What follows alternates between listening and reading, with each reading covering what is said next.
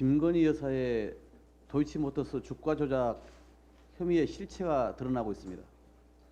공개된 녹취록에 따르면 주가 조작범인 이모 씨에게 주식 매매를 이름하기 전부터 김 여사 본인이 시세 조정성 주문 51건을 직접 지시했고, 이후에 주가 조작 거래를 직접 승인한 정황도 확인됐습니다.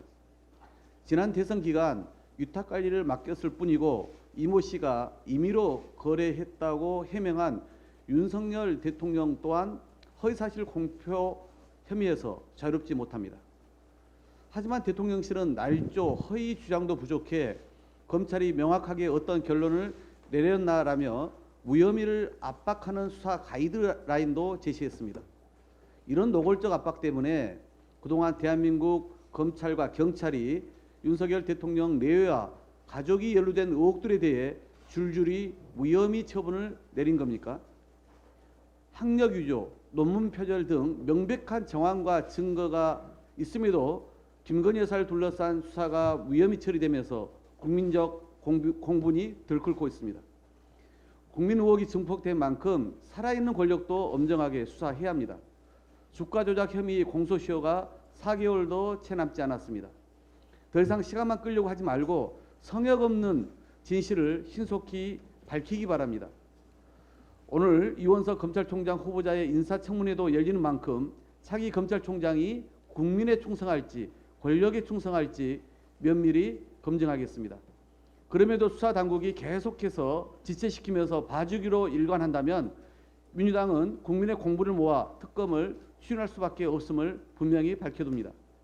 오늘 의원총회에서 문재인 정부와 야당 인사에 대한 윤석열 정권의 정치 탄압을 강력히 규탄하고 김건희 여사의 주가 조작 혐의 등 국민적 의혹에 대한 진실 규명의 방안을 적극 강구하겠습니다.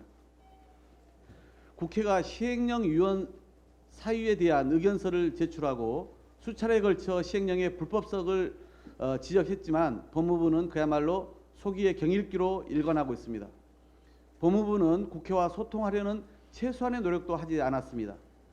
국민을 대표하는 국회는 안중에도 없고 오로지 대통령 명령에만 충실할 뿐입니다.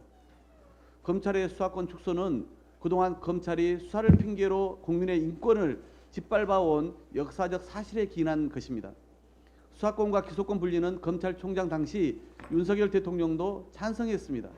이는 검찰을 정상화하고 권력기관 간 견제와 균형을 맞춰 권력이 아닌 국민을 섬기는 기관으로 거듭나게 하기 위함이었기 때문입니다. 윤석열 정부 검찰이 정치보복, 야당 탄압에 앞장서는 마당에 법무부의 위법 시행령까지 통과된다면 역사는 다시금 거꾸로 돌아갈 것입니다. 국민의 인권은 권력 앞에 쉽게 짓밟히고 진실과는 상관없는 표적 수사 혹은 은폐 수사가 언제라도 가능하게 될 것입니다. 윤석열 정부는 지금이라도 법무부 위법 시행령의 국무회의 상정을 즉각 중단해야 합니다.